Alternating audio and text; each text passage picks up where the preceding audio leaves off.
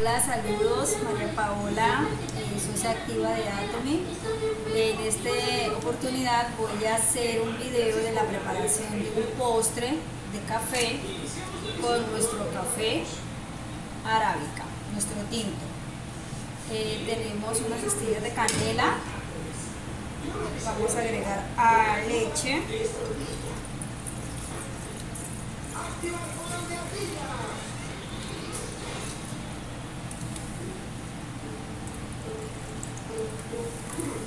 vamos a agregar nuestro café,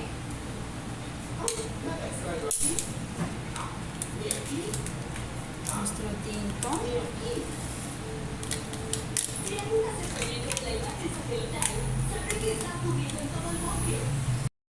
hemos disuelto ya los sobres de nuestro tinto. Ahora agregamos el azúcar, vamos a disolver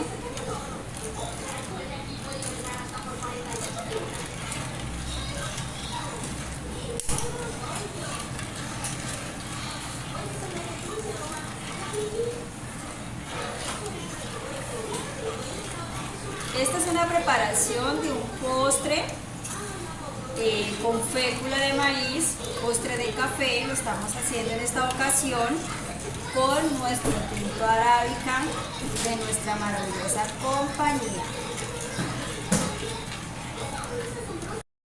Ya le agregamos el azúcar, ahora ya se disolvió el azúcar, ahora vamos a retirar la canela,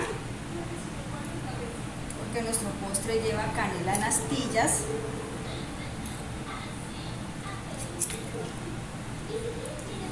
Es una receta que pues podemos preparar con nuestros niños, podemos hacer un emprendimiento. Aquellos amigos que son reposteros. Y paso a seguir, ya después de ver que se haya disuelto nuestro café y el azúcar, entonces vamos a agregar la fécula de maíz.